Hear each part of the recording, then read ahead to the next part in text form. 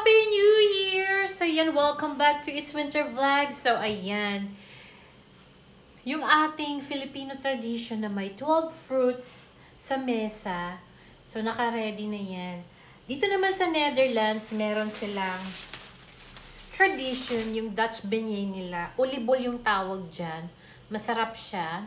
So, as in, every New Year's Eve, dapat meron ka talaga nito.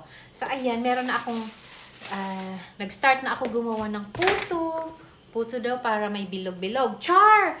So, ayan.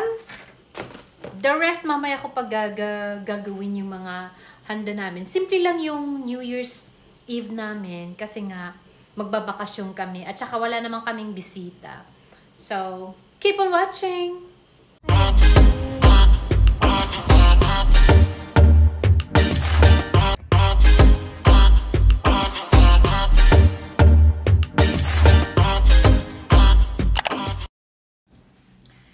Yung tapas natin, ilalagay natin dito. Ganun. So,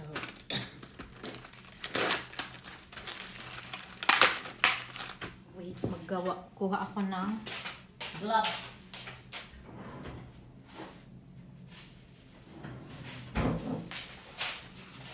Gloves gamitin natin para mas mabilis.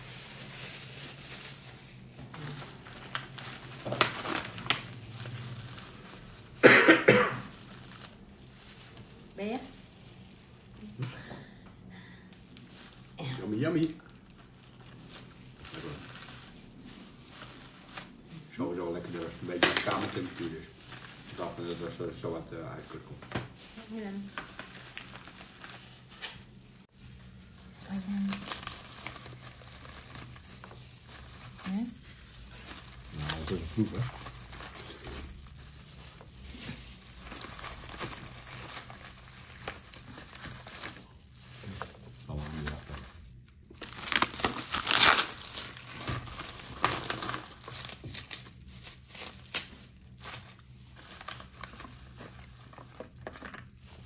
Hebben wij nog koek?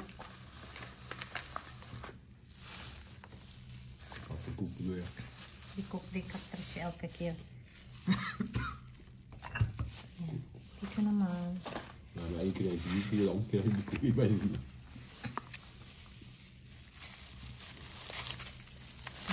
Ito yung nilalagay dito.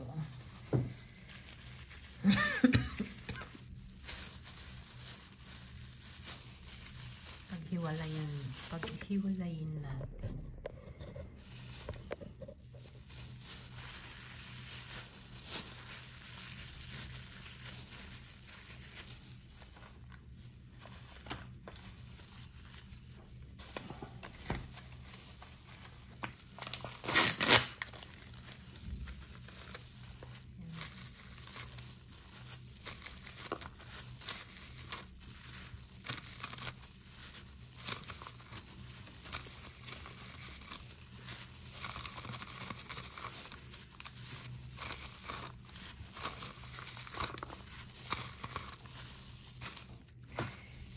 May isa pa ako dito.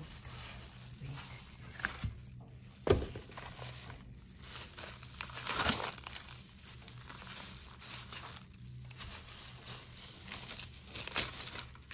Chidam! Tapos, yung cheese dito natin nilalagay.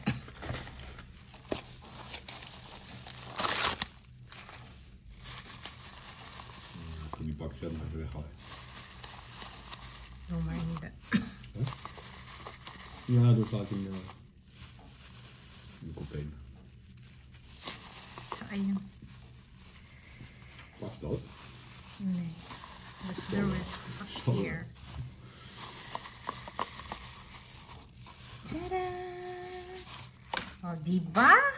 Beautiful. And delicious. Yummy, yummy. Masarap.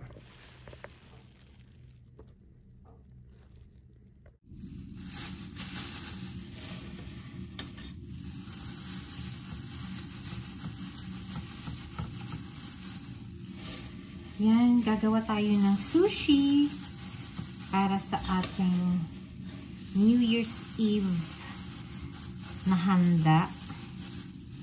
So, this is a sushi rice.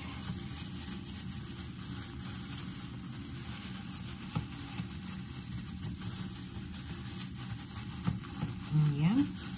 Tapos, kuha tayo ng salmon. Yung smoked salmon. Tapos, yung surimi sticks. Ayan.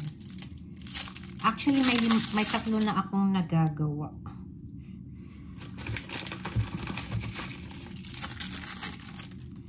So, ayan. And then, let's roll it.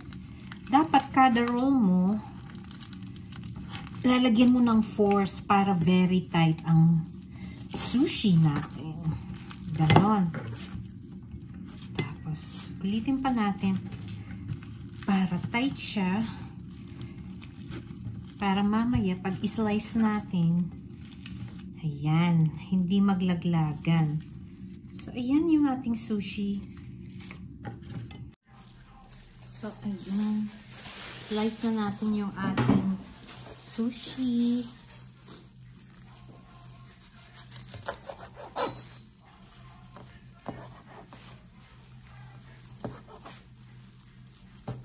Ayan. Tchadan!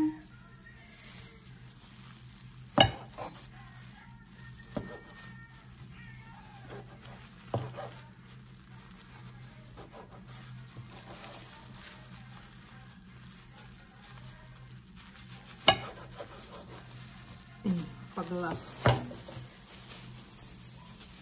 Ayan. Yung ating sushi.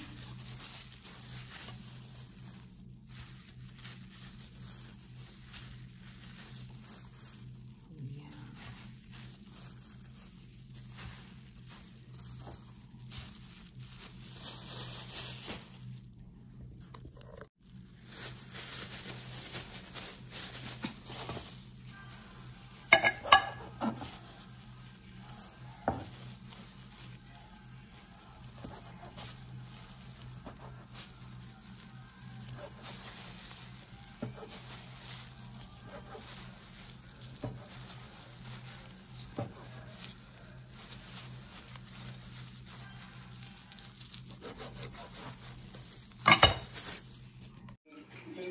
I have been officially invited to the Met. I have been invited in the past. I just opted not to go. I'm not big on red carpets. I think I've made that very clear.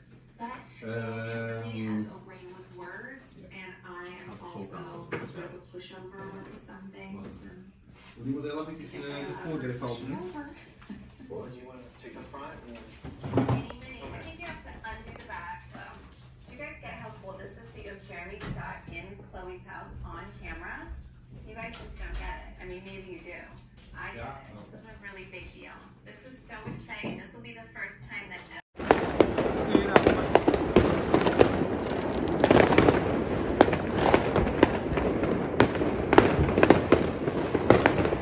It's January 1, 2024 today. Magpupunta yung biyemen ko. So, magluluto ako ng pancit, ng Pinoy beef steak, caldereta, at saka lechong kawali. Yes, sa Pinas, di ba, nag-New Year's Eve kayo, diyan kayo, buong pamilya, nagkakainan, ganyan-ganyan. Dito sa Netherlands, aside sa New Year's Eve, pati sa January 1st, nagdi-dinner pa din. May pa-celebrate pa din. May pa-celebration. Diba? So, yan, nalagay ko na yung sibuyas, garlic, at saka chicken. Ngayon naman, lalagay ko yung aking sausage kasi wala akong hotdog. Ayan.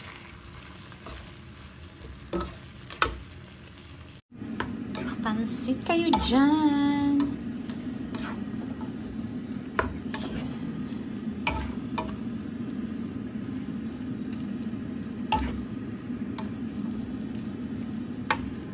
Ito naman yung ating fried rice. Ayan.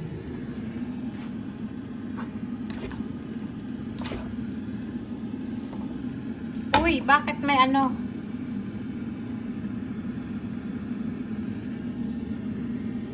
May nahalong hindi na slice na carrots.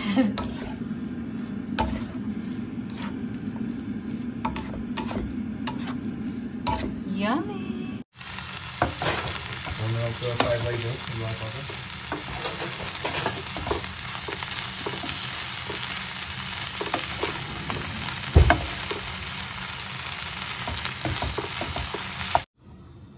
Ngayon naman, caldereta yung lulutuin natin.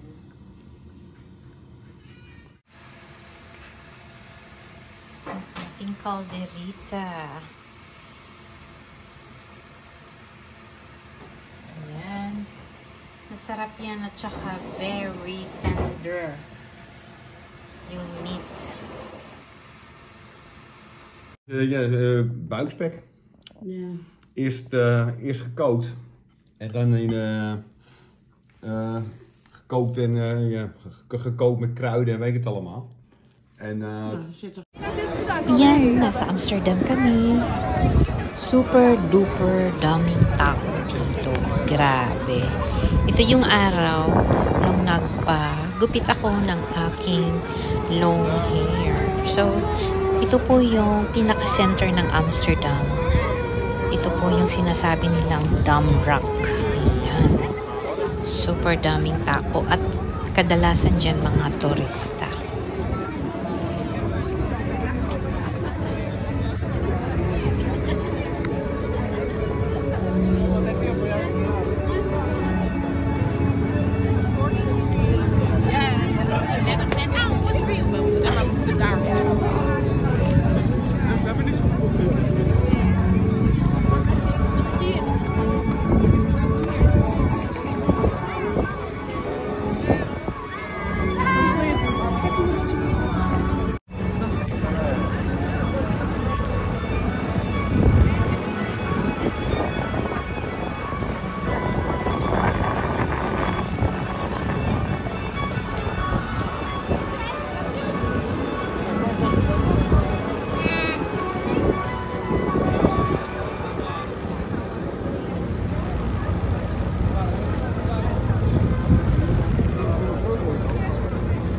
Ayan na. So, saying goodbye to my long hair. Inabot to ng 2 years bago ako nagpagupit. Dito lang ako nagpapagupit, by the way. Dito po sa New Fashion sa Amsterdam. So, ayan. Ayan na, oh.